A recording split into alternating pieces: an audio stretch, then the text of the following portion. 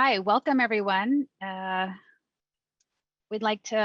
name is Michelle Bigman and I'm chair of the Native ERG. And I'm going to introduce myself in Navajo here. So yeah, it's Shea Michelle Bigman and Shia.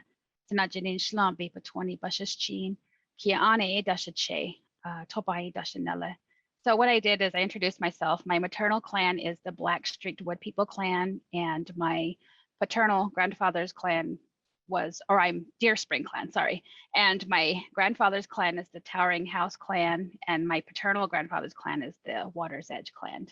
So I want to welcome everyone for taking the opportunity to join us in recognizing November as Native American Heritage Month.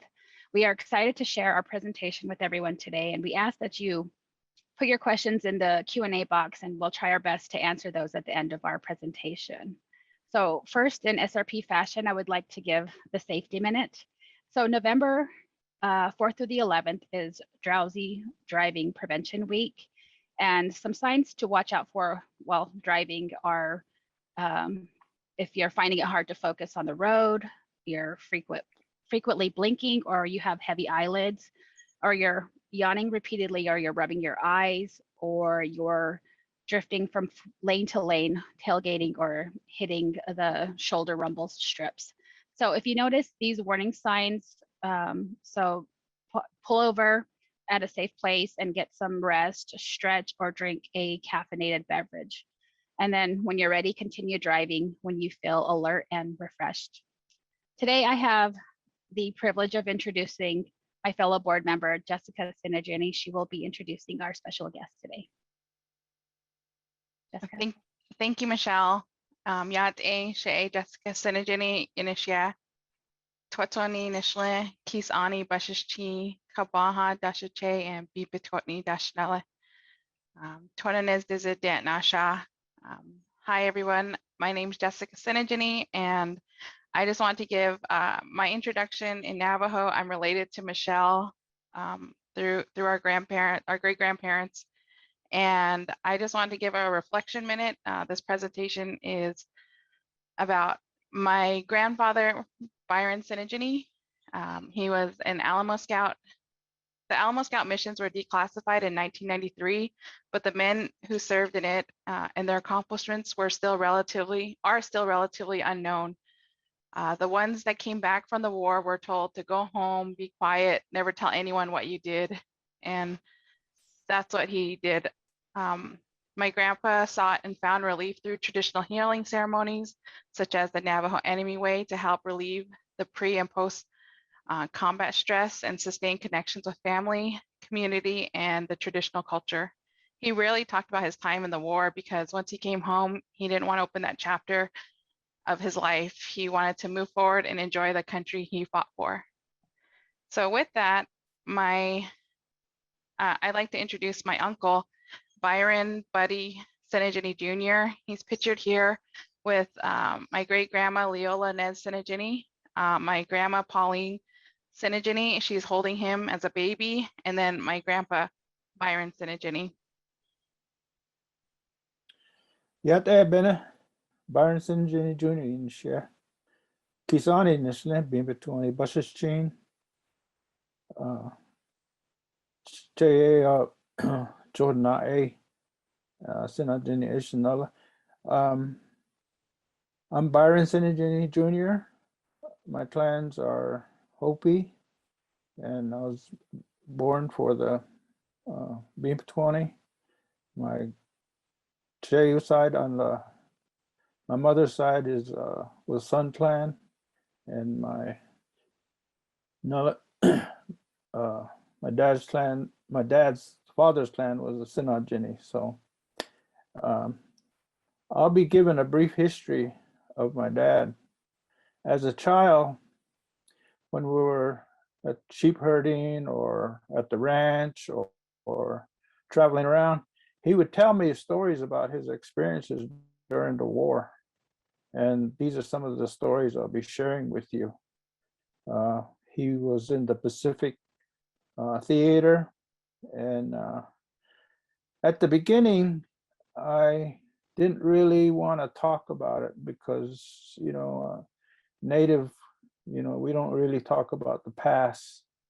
And so I was kind of reluctant at the beginning, but then after I talked with my uncle, who was a war veteran, I told him about the situation, and he said, war is bad, war is terrible.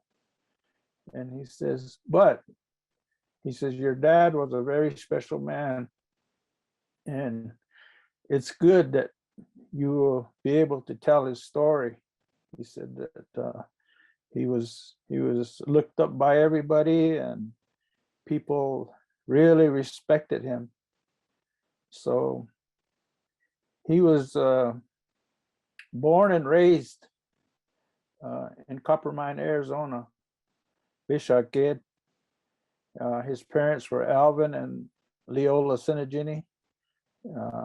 His clan was Deerwater, Bimpatwani, and he was born for Tsingine clan, the Blackwood Street people.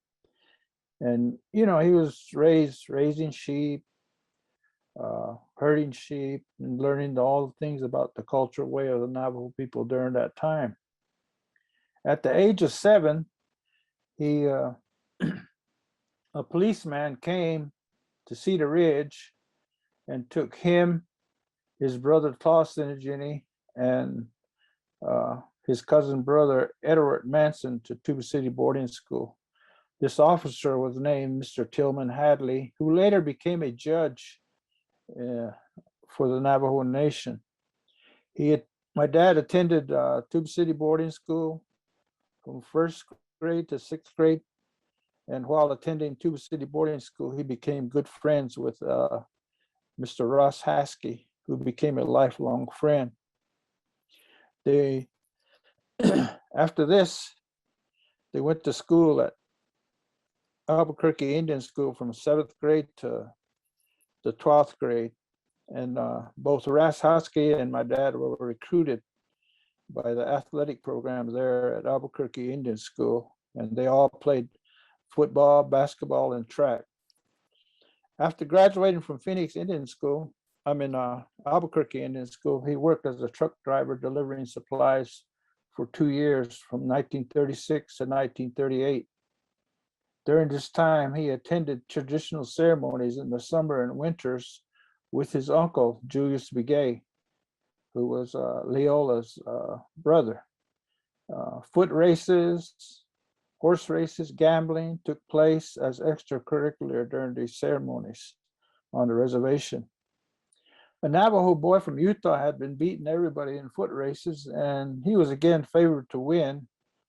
And my dad ended up beating this guy. And in the crowd of spectators was a white trader who witnessed the race. He came up to my dad and asked for his name and where he was from. And my dad told him. Then the trader said, my dad shouldn't be wasting his time on the reservation. And he shouldn't be, just staying here because he was very talented as an athlete and he should participate in college sports. So with the advice of the trader, he enrolled at Arizona State Teachers College in 1938, and he participated in football, basketball, and track while he was a student.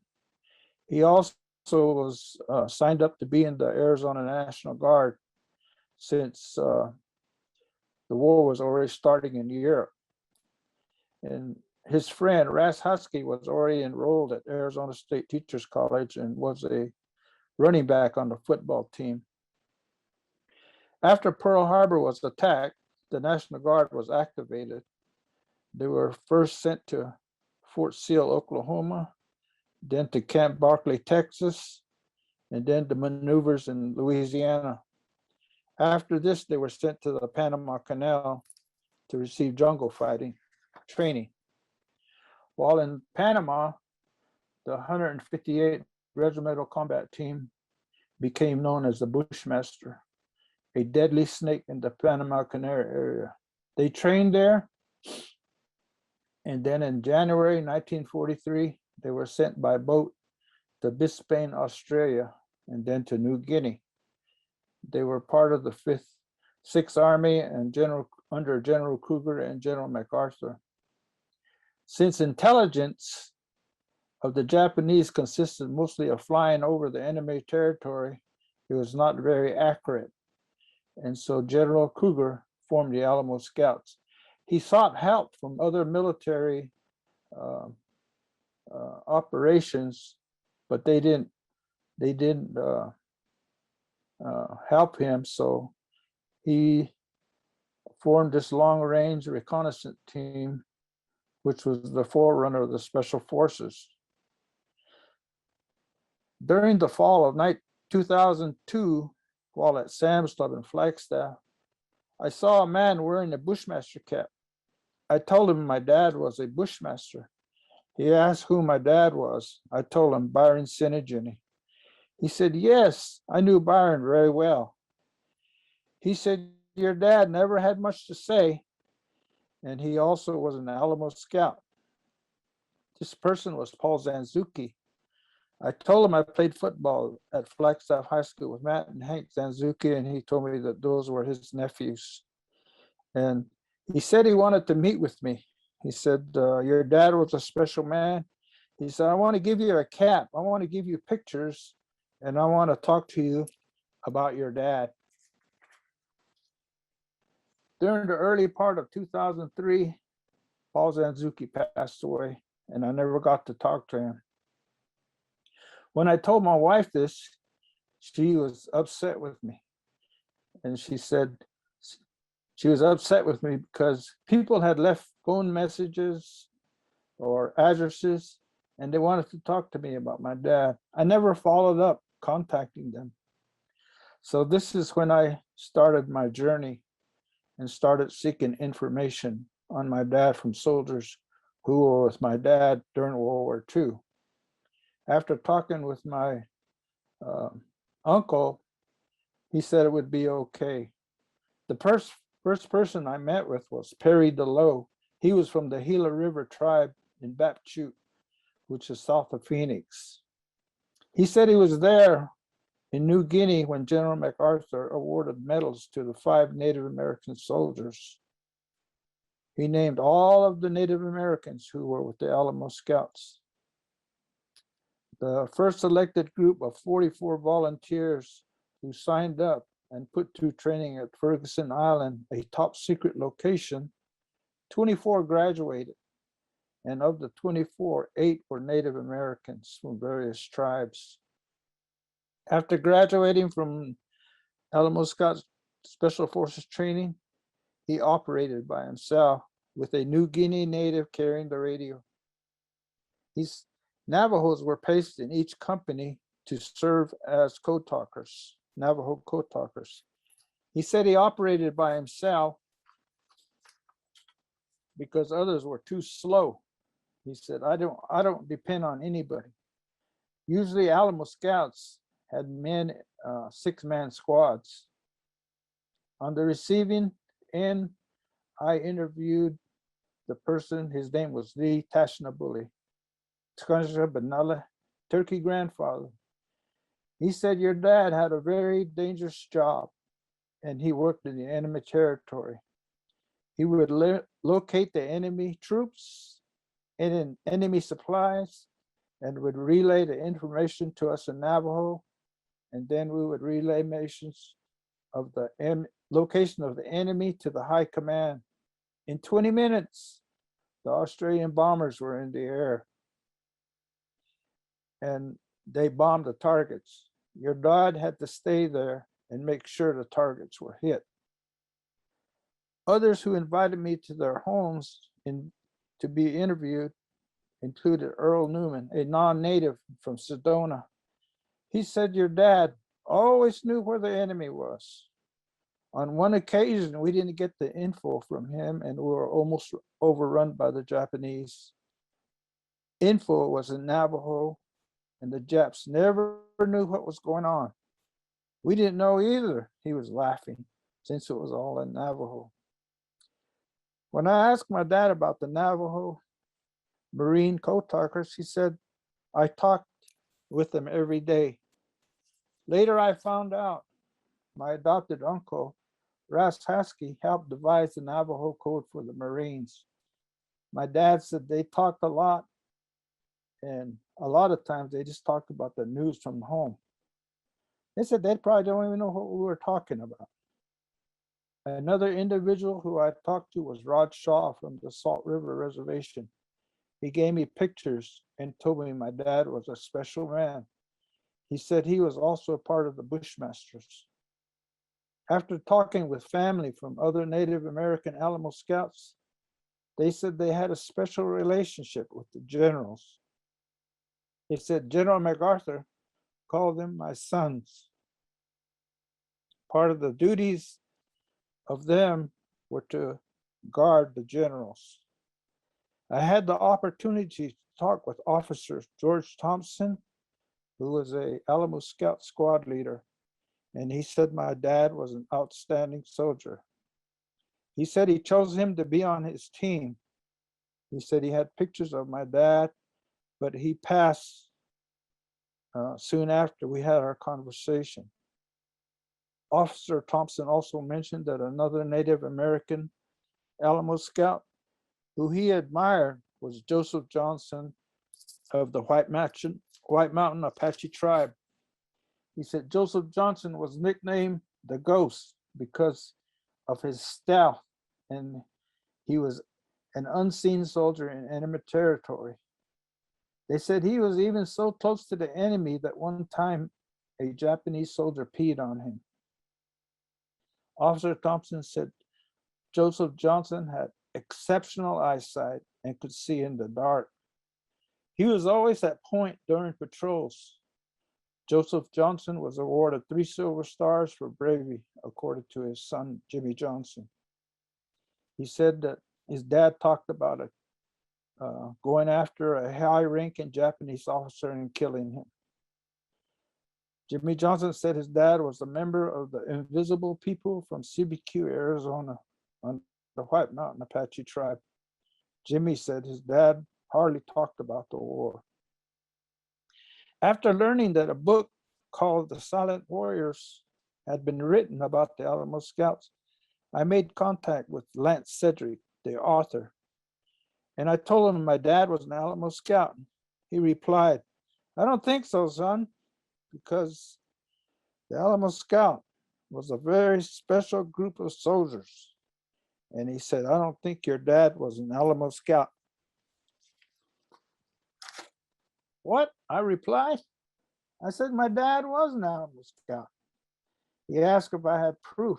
And so I sent him pictures of my dad with General MacArthur. And I sent a picture of my dad's graduating certificate from the Alamo Scout training camp. He responded later stating my dad was in the first graduating group.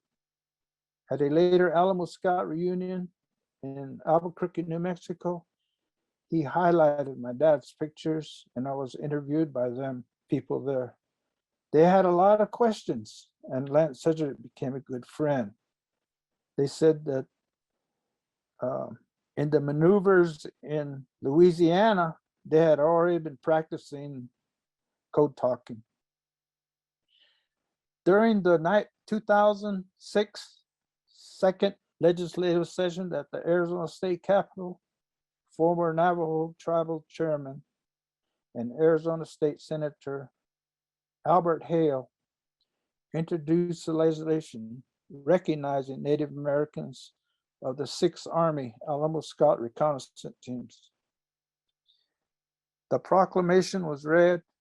Mr. Albert Hale said Native Americans served in all branches of the military service during World War II, and they should be recognized.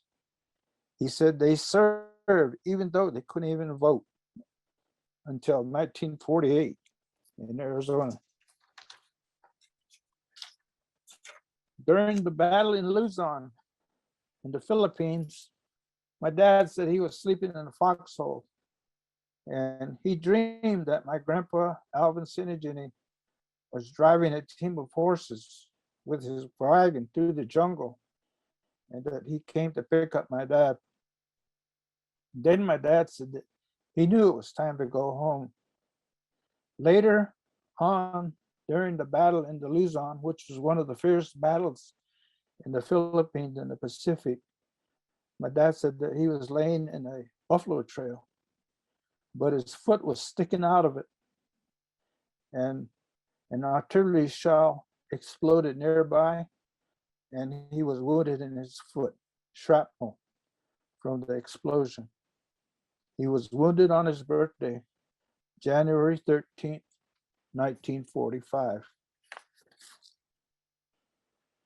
So these pictures that we're going to go through is just 1938, his army picture. And then Pearl Harbor was attacked December 7th, 1941. And then he was sent to Fort Sill, Oklahoma. And the guy next to him folding their sleeping bags is Rod Shaw from the Salt River Indian Reservation.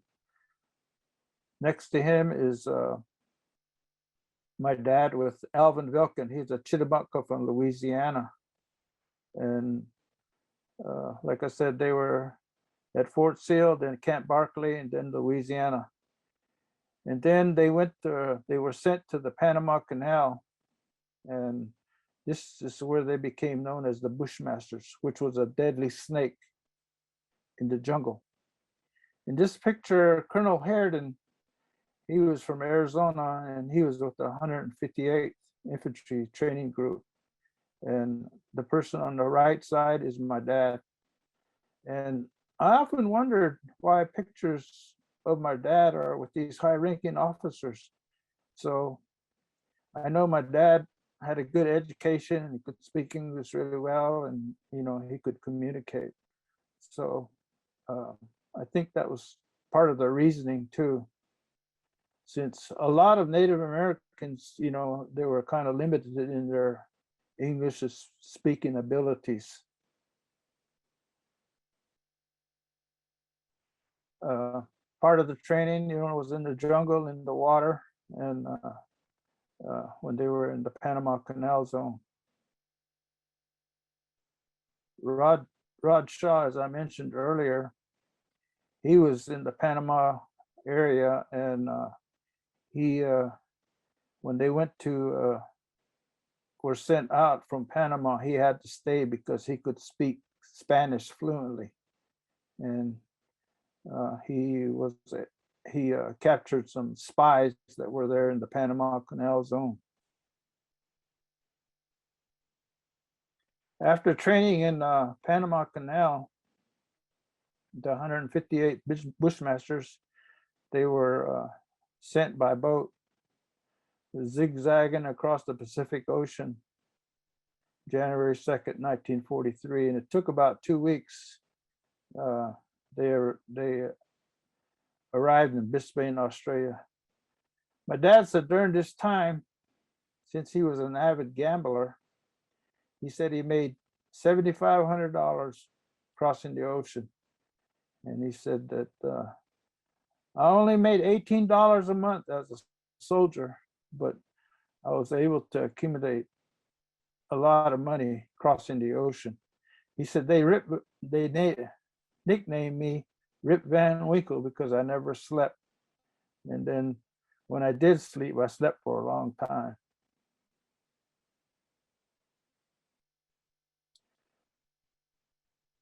This is the picture when they first were went after the enemy, and it's called Pacific Scalping Party. This was one of the original captions. This picture was found by my uncle in the Washington, D.C. Department of Interior offices. And my uncle said that he found this picture, and he sent it home to us. All my dad had was a newspaper article, and it was a newspaper. But it says they gained 1,000 yards in their first action against the Japs. There was Virgil Brown, he's a Pima, Virgil Howe, Pawnee from Oklahoma, Alvin Vilkin, he's a Chittimucka from Louisiana, General MacArthur, my dad Navajo, and the guy on the far right, I was later told that this was Harrison Porter from the San Carlos Apache tribe. Uh, this information was relayed to me from Perry DeLoe, who was with the Bushmasters.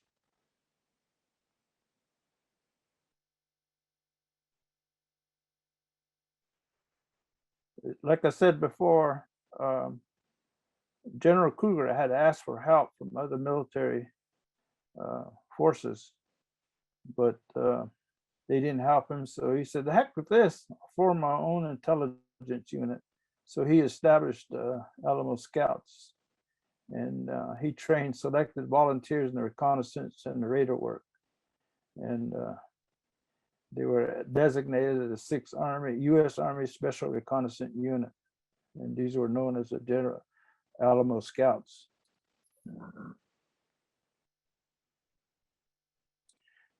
These were some of the Native Americans from the first graduating group, and they were all from the 158 Regimental Combat Group that volunteered and were trained as Alamo Scouts, and they were all various tribes. My dad Byron was the only one that was Navajo. The rest were from other tribes.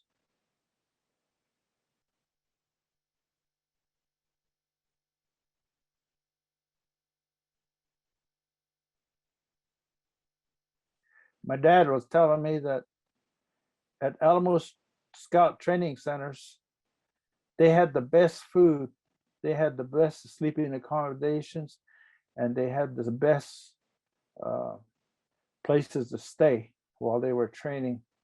I guess this is kind of like in history where special forces groups are treated really good because of the dangerous jobs that they had to do. So they were treated really good. And my dad said that they had even bathrooms there for them and everything, running water, and they were treated very good.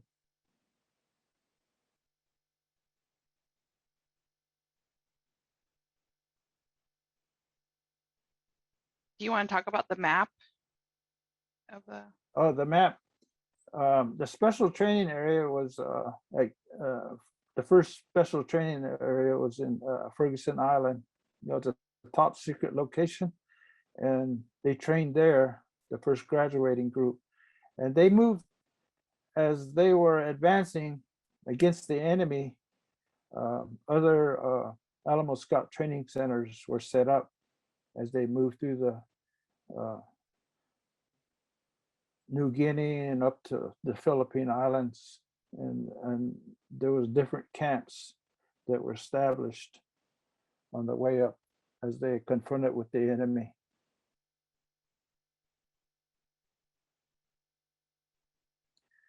You know, they were trained, you know, in exercising and being physically fit. And this is my dad in part of the training.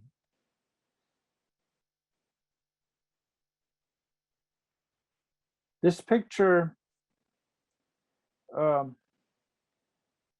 dad was talking to me one time when we were at the ranch, and he said our boat tipped over. So to my thinking, a boat was like a landing craft. And in the Pacific, there's always storms, there's always typhoons. And when this picture came out, I thought back to what my dad had told me about his boat tipping over. He said our boat tipped over, we lost everything. We lost all our weaponry, and we had to get back to friendly area. We had to confront the enemy with hand-to-hand combat and just with basic weaponry, he said, and till they got back into a friendly territory. So they went into the enemy territory with submarines, PT boats, and they were dropped off, and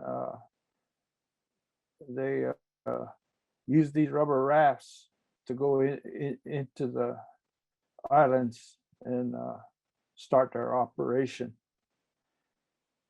PT boats were speedboats. They were taken into enemy territory at nighttime. Did you want to talk about when he went to see a medicine man? One time we went to see a medicine man on the reservation, and when we walked into the medicine man residence, as my dad was a very traditional Navajo, he always sought help.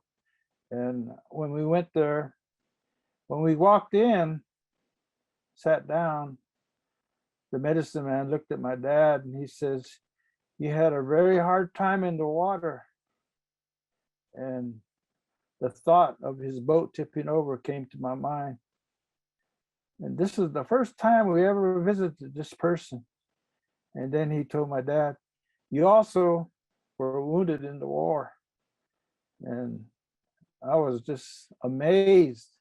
He knew all these things. And it was really, I guess, an eye opener for me, because he knew a lot of things about my dad, and this is the first time we ever visited with him.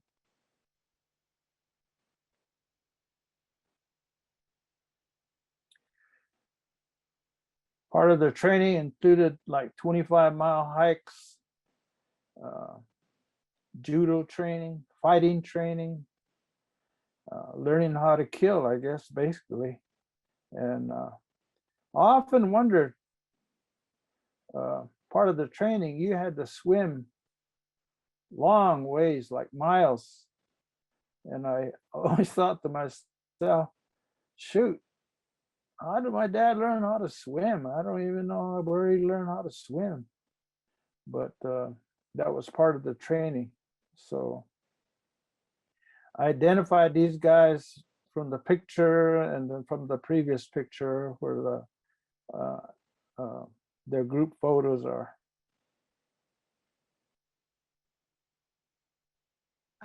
And they had a special type of shoe.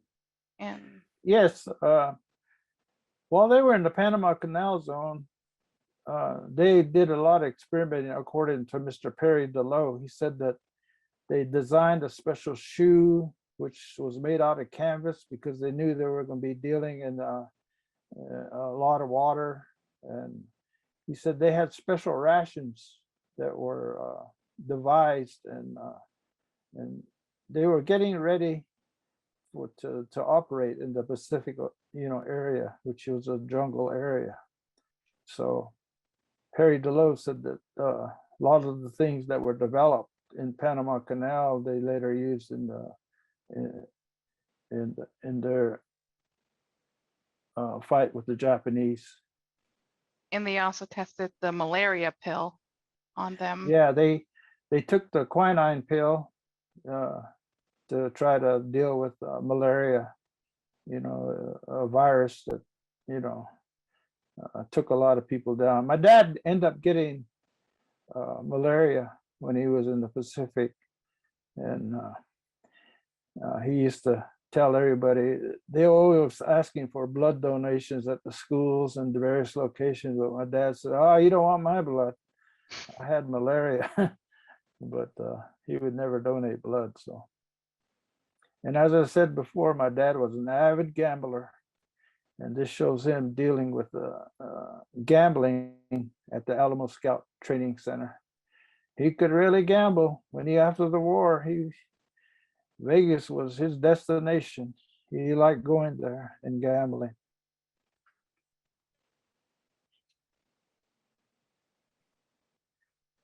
This Alamo Scout regulars training, a lot of this, was went hand to hand with Native Americans, because they knew how to deal with living off the land, living on isolations. But the additional training that they got, was the rubber boats, the intelligence gathering, scouting and patrolling, navigation. They could read the sun, they could read the moon, the stars. And then the communication, was the radio, Morse code, and the Navajo code talkers. Survival included judo, knife fighting, edible and non-edible foods, first aid, jungle medical kit, and the weaponry, carbines, mortars, grenades, pistols, Japanese weapons, snipers, snares, and booby traps. My dad's choice of weapon was the BAR, Browning automatic rifle. He said, I could clean everybody out with this rifle. He said, nobody was no match for me. He said, I just wipe them all out, he said. And of course, physical conditioning, swimming, calisthenics, and hiking and exercising.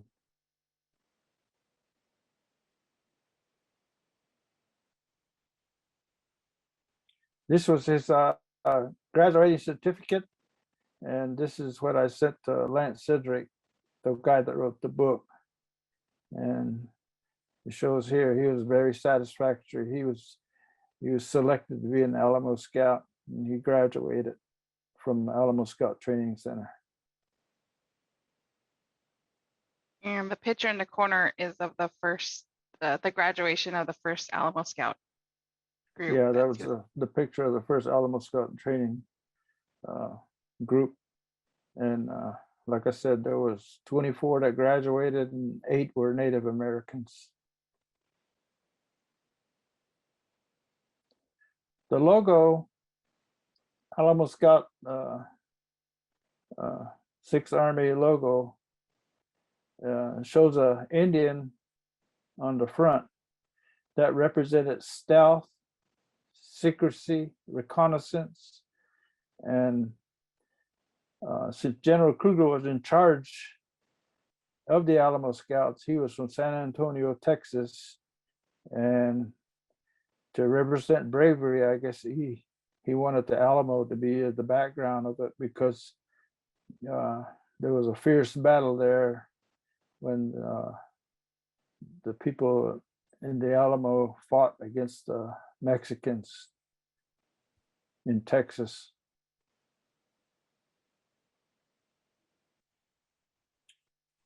General Kruger, and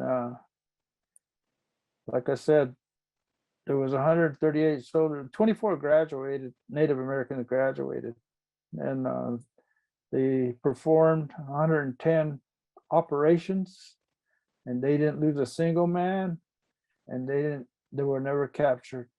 They were disbanded in Kyoto, Japan, 1945 in November.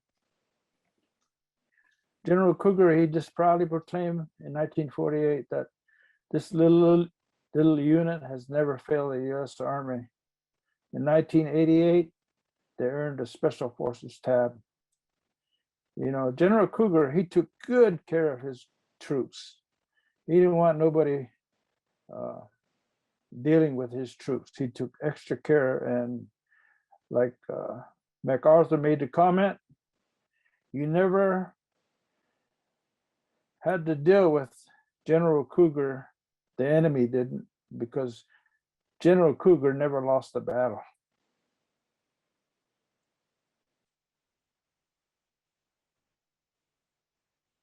This picture on the left is that Rod Shaw gave me.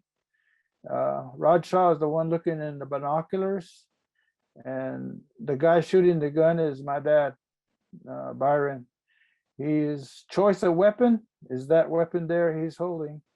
It's called the BAR, the Browning automatic rifle. He said, I could clean everything out. The enemy was no match for me when I had this gun. The guy on the right was standing with my dad. I don't remember his name, but he was a navigator, and he was shot down in Europe. Initially, my dad had signed up to be part of the Army Air Corps, but because of something in his eyesight, he didn't qualify. So I got this information from his health and physical examinations from the National Archives, who my friend was able to get since he was a military.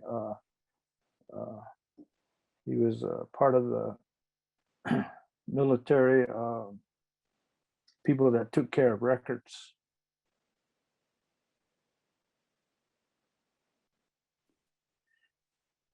General MacArthur, and this is what he had to say about the Bushmasters.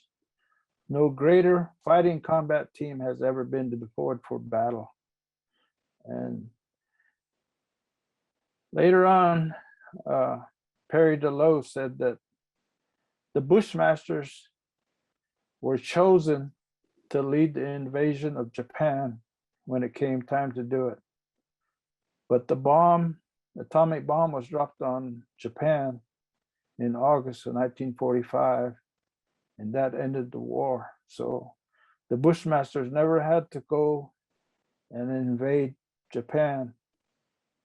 They said this would have been a suicide mission, but MacArthur wanted the best team to be there, and those were the Bushmasters.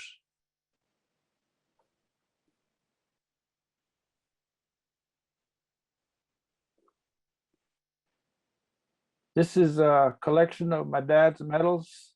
After my dad was wounded, he was sent to Palm Springs, California, to heal up from his wounds.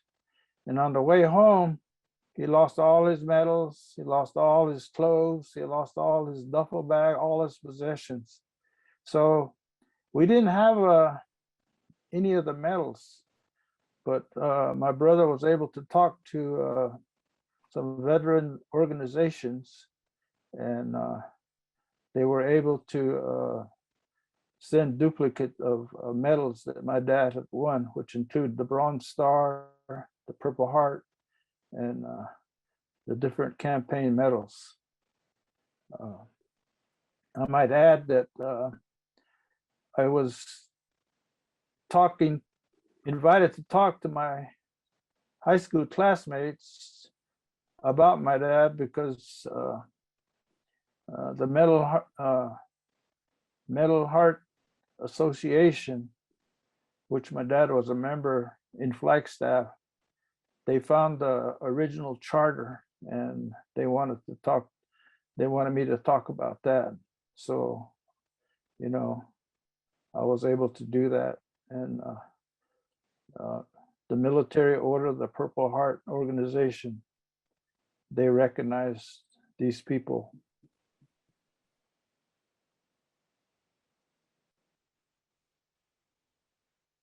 Did you want to talk about the legislator? That was in 2006. Okay. At the state capitol.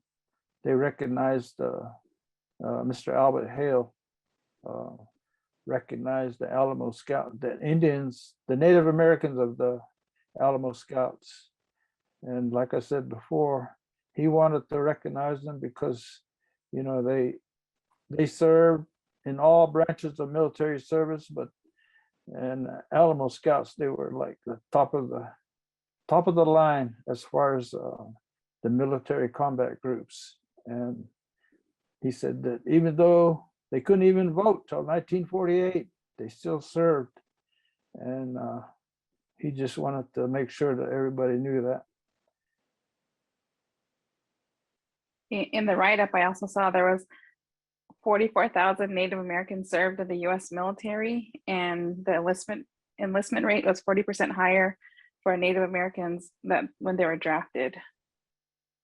Yeah, they always signed up, you know, and they participated in all branches of service. A lot of the people like from our area, Ace Charles from Cameron, Frank Luther from Coppermine, George Yellowman from Coppermine, you know. There are a lot of veterans, and, you know, they never talk about it. They never They never did, brag or anything like that. But Right. I was just amazed as a tale to my dad that, I'd go to the American Legion in Flagstaff, and when we walked into the American Legion, they treated my dad like a king. They had so much respect for him because I guess they knew what he had done. They knew what he had accomplished. And I was just amazed that these non-natives, they knew all about him. They always teased him, call him chief, different names, but he just smiled. He never talked. And I was just amazed. I was just a little kid. I'd go into the American Legion with him, and they'd give me a soda pop, hamburger, chips. And later on, different individuals would come up to me and talk to me about my dad. So I knew that it was a lot of respect because of the war. And when I played football and basketball, we played in the big school division. So a lot of our games were in Phoenix. Coach would call me out sometimes and say, this guy wants to meet you. He knew your dad in the war. I don't even remember their names. So, but that's the way it was, We be going home from Phoenix, stop at a fruit stand. Man would walk out, introduce himself. And I asked my dad, I said, who was that? He says, that was Tiny. He served with us in the war. So no matter where I went, people knew him. Utah, Flagstaff, Phoenix, they all knew him.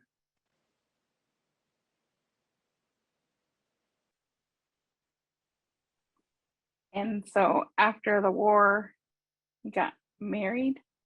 Yeah, he met my mom. My mom was working at the hospital, and I guess they were married. He was a student at Arizona State Teachers College after the war, and my mom was working at the Flagstaff Medical Center. And they were married August 14th, 1947.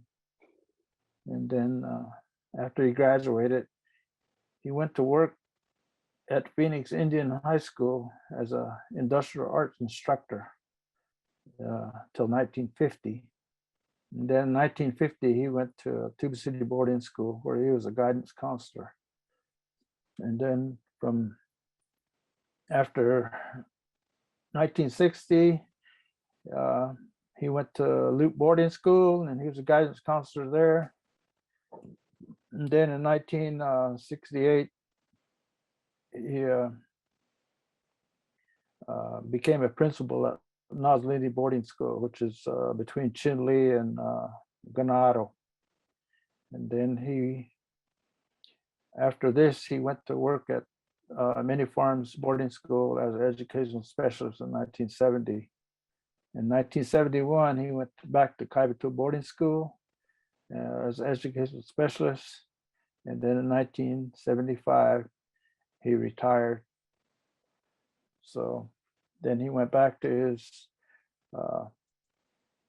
ranching and different activities, and he was a consultant, education consultant with different tribal organizations.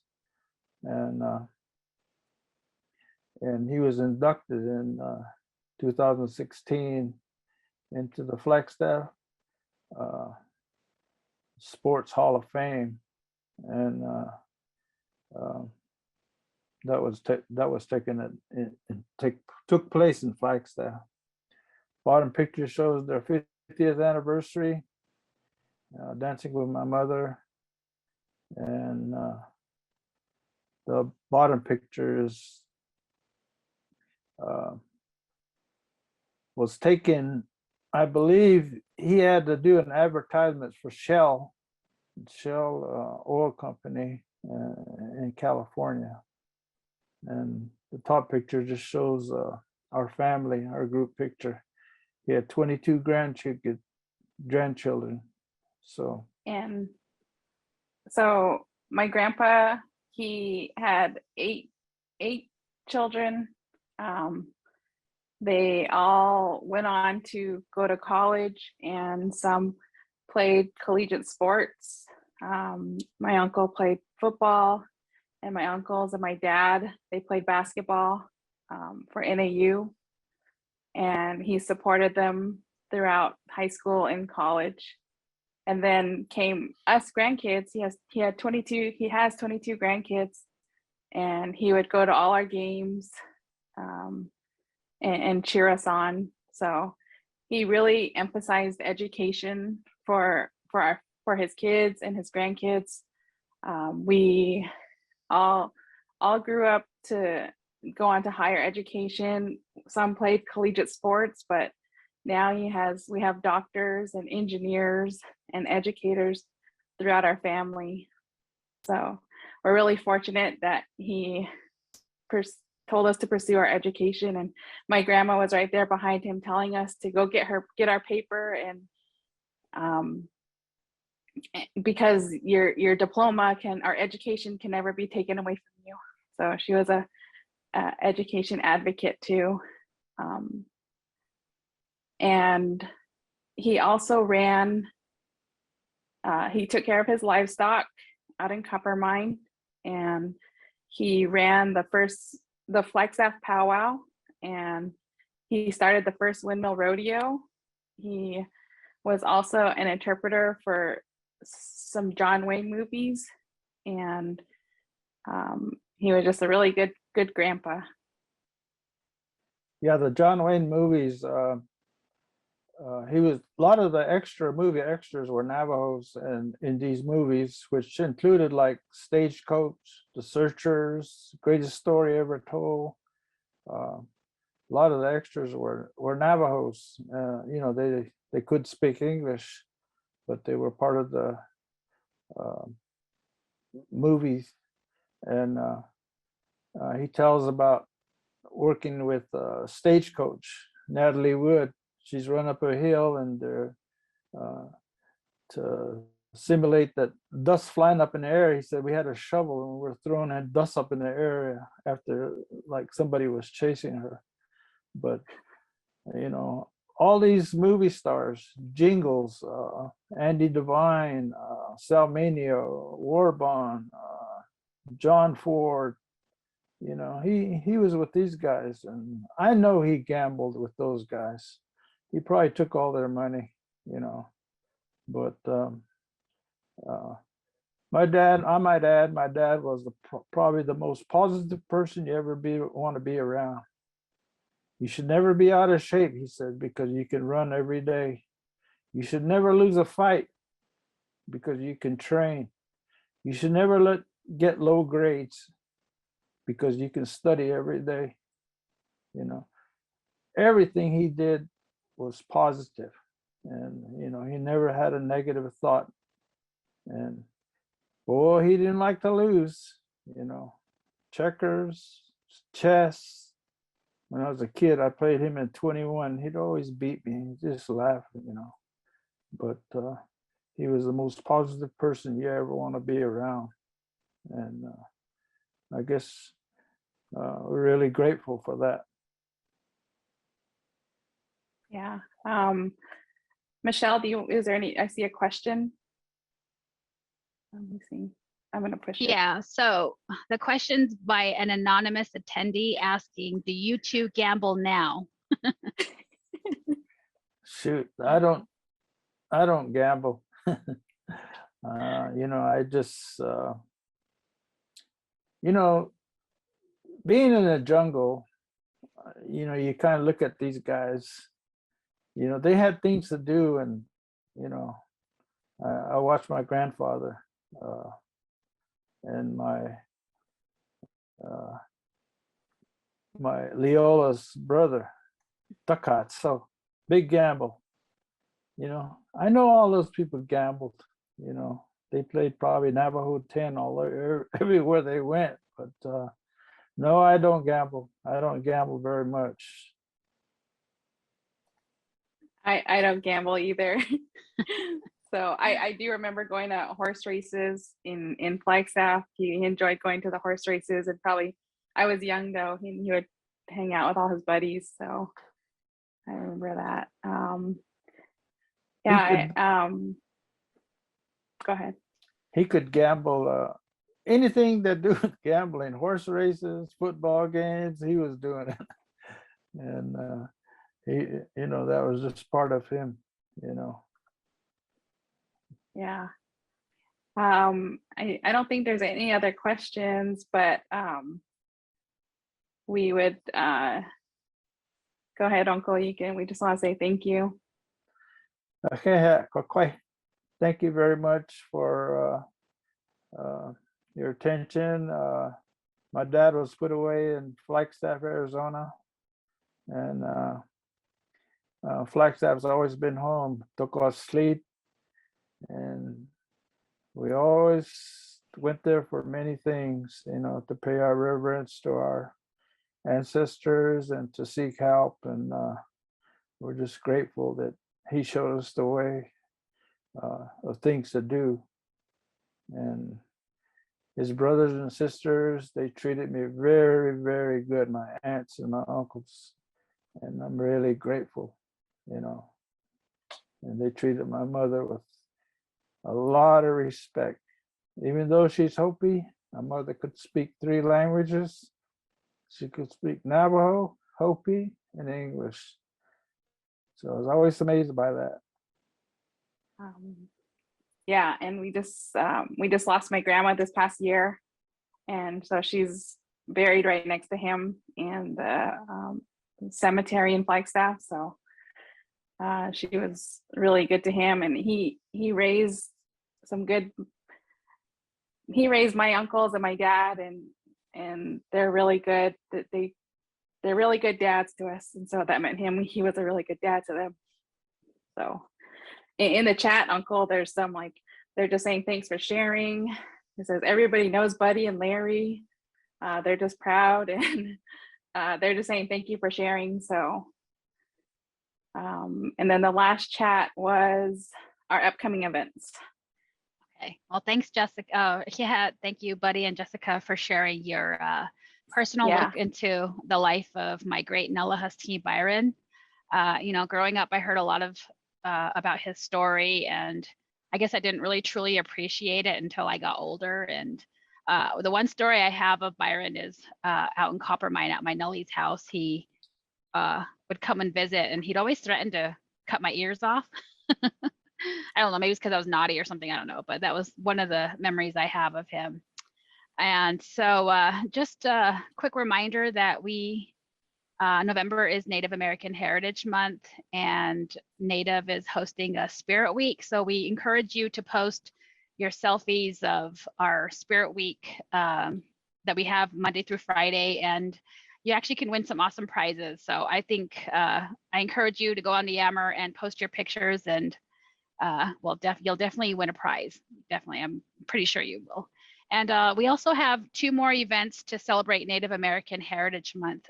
We have a cooking demo with Native Health to promote health and wellness next week on Wednesday, and then we'll conclude our events with a presentation titled Native Sites with archaeologist Dan Garcia and ADOT's archaeologist. Her name is April Sewekwaptua. I hope I said that right. I hope I didn't butcher that. But so we'll be speaking to them next week at our final event for Native American Heritage Month. And we also encourage our members to donate to Native Health. We're doing this online donation and raffle event.